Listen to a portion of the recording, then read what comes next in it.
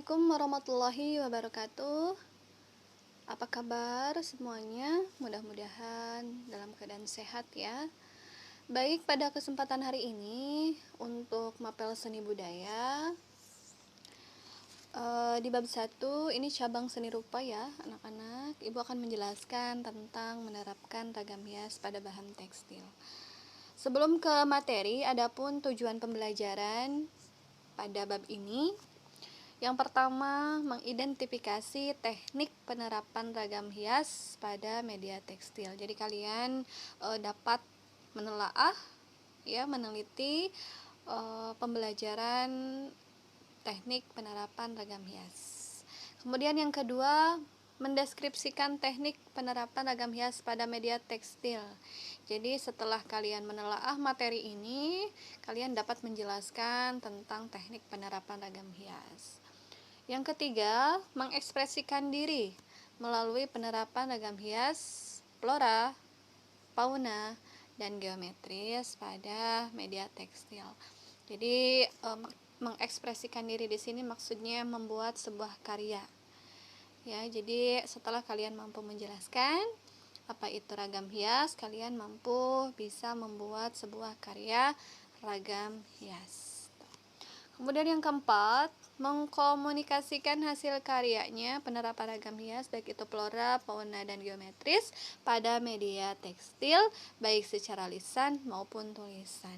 Jadi maksudnya setelah kalian membuat karya, kalian bisa menjelaskan atau mempresentasikan hasil karyanya baik itu secara lisan maupun tulisan.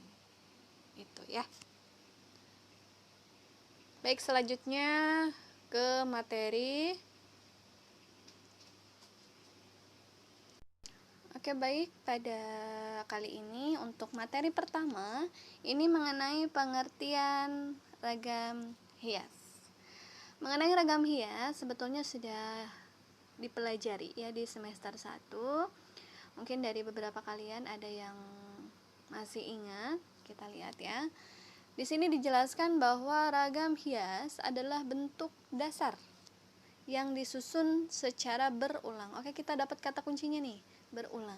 Sesuai pola tertentu diterapkan pada karya seni atau kerajinan dengan tujuan untuk menghias atau memperindah.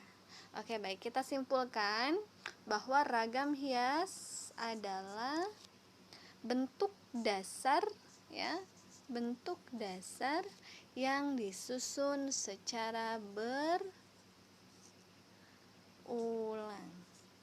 ya, secara berulang ya.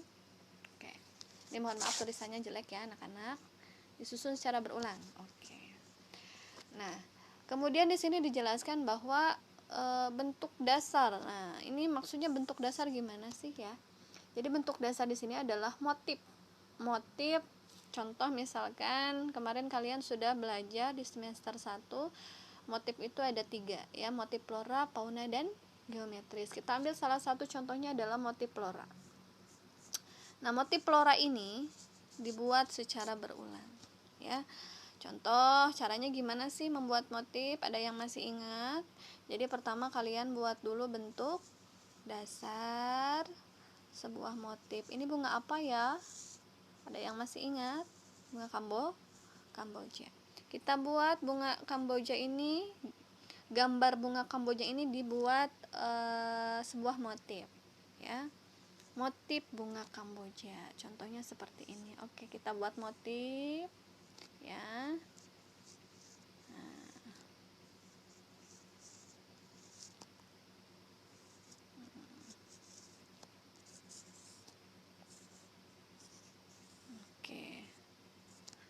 Kita buat motif ini, anggap saja motif ya anak-anak ya. Oke. Nah, motif ini dikatakan harus ada proses pengulangan. Berarti ketika motif ini dibuat menjadi sebuah ragam hias ya, otomatis harus ada pengulangan. Berarti kita harus buat di sini pengulangan motif bunga Kamboja. Kita buat motifnya secara berulang ya, misalkan seperti ini.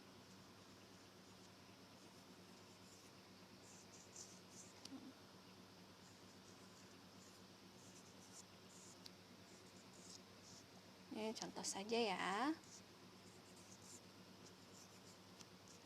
Misalkan begini. Oke, inilah yang dinamakan ragam hias. Jadi ada proses pengulangan dari bentuk dasar. Oke, paham ya sampai sini? Baik. Berikutnya mengenai pengertian tekstil. Ya. Apa itu tekstil? Nah, tekstil biasanya sering dikatakan sebuah kain ya. Sering disamakan dengan istilah kain. Namun sebetulnya tekstil itu berbeda dengan kain ya, anak-anak. Nah, di sini dijelaskan bahwa tekstil adalah material fleksibel yang terbuat dari tenunan benang. Oke, yang dapat dikerjakan dengan cara disulam, dijahit, mohon maaf dicoret ya, dan pengikatan. Oke, berarti tekstil adalah benang ya, benang yang dikerjakannya itu dengan cara disulam, kemudian dijahit, nah ada dijahit dan juga diikat. Oke, sekali lagi berarti kita simpulkan bahwa tekstil itu adalah benang ya, tenunan benang yang pengerjaannya disulam, dijahit dan diikat. Gitu. Paham ya? Oke. Ya, lanjut dengan fungsi ragam hias pada tekstil. Ya, yang pertama, ini ada berapa nih? Ada 5 ya. Yang pertama, menambah nilai estetika atau keindahan pada karya kerajinan. Nah, ini jelas ya. Jadi ketika sebuah produk diterapkan motif ragam hias, ini jelas akan menambah nilai estetika atau nilai keindahan. Contoh misalnya produk baju. Nah, baju ya, baju yang polos umpamanya ya, dengan yang bermotif, contohnya apa sih? Baju yang bermotif contohnya apa? Batik ya, batik. Nah, ini jelas akan berbeda nilai estetikanya ya, saat kalian melihat baju polos dan baju motif, contohnya baju batik. Nah, ini nilai estetikanya tentu yang lebih tinggi, nilai estetisnya tentu adalah baju batik gitu ya. Nah, ini batik di sini berarti ada penerapan motif ragam hias. Ya, jelas ya, untuk menambah nilai estetika. Kemudian yang kedua, menambah nilai ekonomis atau nilai jual produk. Nah, ketika sebuah produk ini jelas penerapan ragam hias batik ya, otomatis diminati gitu ya, diminati banyak pembeli sehingga menghasilkan keuntungan gitu ya. Kemudian yang ketiga, ada yang namanya menambah daya tarik pembeli. Nah, jika sebuah ragam hias ini diterapkan, maka ini dapat menarik daya tarik pembeli ya, sehingga akan banyak diminati. Sebetulnya ini dan B dan C ini keterkaitan ya. Kemudian yang keempat, menambah nilai seni produk ya. Jadi barang yang mendapat sentuhan hiasan akan terlihat fungsinya sebagai barang karya seni. Jadi selain memiliki fungsi baju ya, baju batik ini untuk dipakai fungsinya ya. Nah, tapi bernilai karya seni juga gitu ya. Bernilai karya seni sehingga lebih enak dipandang, lebih estetis gitu. Kemudian yang terakhir ini mewariskan kebudayaan dari proses pembuatannya. Ya, umpamanya kalian kita doakan sama-sama ya, semua yang belajar hari ini mudah-mudahan nanti jadi orang-orang yang sukses. Mungkin nanti salah satunya ada pengusaha ragam hias ya, misalkan pengusaha batik atau yang lainnya. ya. Itu ketika kalian punya keahlian seperti itu, nah itu dapat diwariskan.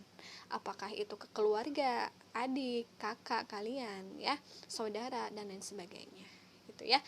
Pembelajaran ini tentu saja sangat penting untuk bekal kalian. Oke ya. Sampai sini mudah-mudahan bisa dipahami. Lanjut ke materi berikutnya. Penerapan ragam hias pada bahan tekstil. Nah, adapun cara penerapan ragam hias itu, ya di sini ada berapa nih? Ada 5. Jadi saat kalian ingin membuat karya ragam hias, itu caranya bagaimana? Gitu ya. Nah, di sini dijelaskan. Yang pertama ada membatik. Nah, membatik merupakan teknik menahan warna dengan lilin malam secara berulang-ulang di atas kain. Namun pada perkembangannya, batik dibuat menggunakan teknik celup, cap, sablon, dan printing. Jadi proses membatik ini kalian melukis ya di atas kain, tapi alatnya itu menggunakan lilin malam, menggunakan canting ya, dan bahannya lilin malam ya. Itu proses membatik. Selain dilukis langsung di atas kain, digambar, bisa juga dengan menggunakan teknik celup, cap, sablon, dan printing. Itu banyak tekniknya ya. Itu. Kemudian yang kedua, nah cara pembuatan ragam hias itu ada dengan cara menenun. Nah, menenun di sini adalah teknik pembuatan kain. Nah, ini teknik pembuatan kain ya. Jadi bukan melukis di atas kain seperti membatik, tapi ini justru teknik pembuatan kain dengan cara memasukkan secara berselang-seling kelompok benang. Jadi benangnya dimasukkan di selang ya, diseling gitu ya. Yang memujur lungsi dan ke dalam kelompok benang yang melintang atau pakan. Jadi lungsi dan pakan ini saling tumpang tindih. Seperti itu ya tekniknya. Bisa kalian lihat di gambar. Nah, kurang lebih seperti ini proses menenun. Selanjutnya ada menyulam. Nah, menyulam ini teknik pembuatan hiasan kain. Berarti ini menghias kain ya. Dengan media benang, medianya masih benang. Kemudian ada jarum jahit dengan menggunakan keterampilan tangan secara manual. Jadi ini oleh tangan. Ya, oleh tangan. Jadi dihias si kainnya ini dengan menggunakan benang ataupun jarum jahit itu. Kemudian yang keempat ada membordir. Teknik pembuatan hiasan kain dengan media benang dan jarum jahit ini hampir sama ya dengan menyulam ya.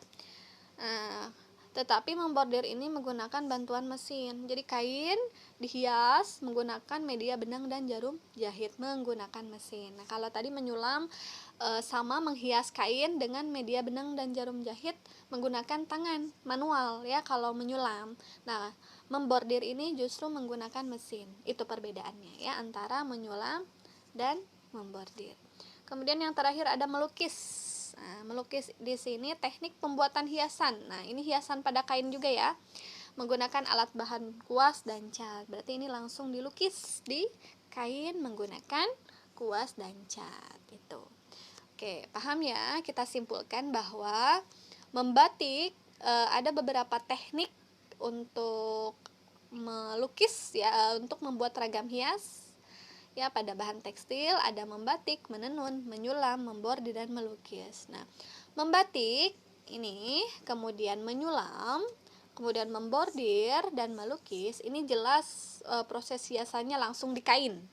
Kecuali menenun ini adalah proses pembuatan kainnya, ya. Proses pembuatan kainnya. Nah, sementara membatik, menyulam, membordir, dan melukis ini langsung di atas kain. Adapun dengan cara langsung dilukis dengan canting, dilukis dengan kuas, kemudian ada menggunakan mesin, ya. Kemudian kan ada menggunakan keterampilan tangan. Oke, sampai sini paham ya? Baik.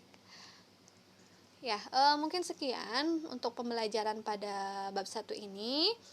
Masih ada materi-materi lainnya yang akan Ibu bahas nanti di pertemuan berikutnya ya. Ada beberapa pertanyaan yang harus kalian isi nanti setelah kalian menyimak video ini. Nanti akan Ibu kirim di grup ya. Dan silakan kalian jawab soalnya di buku catatan kalian.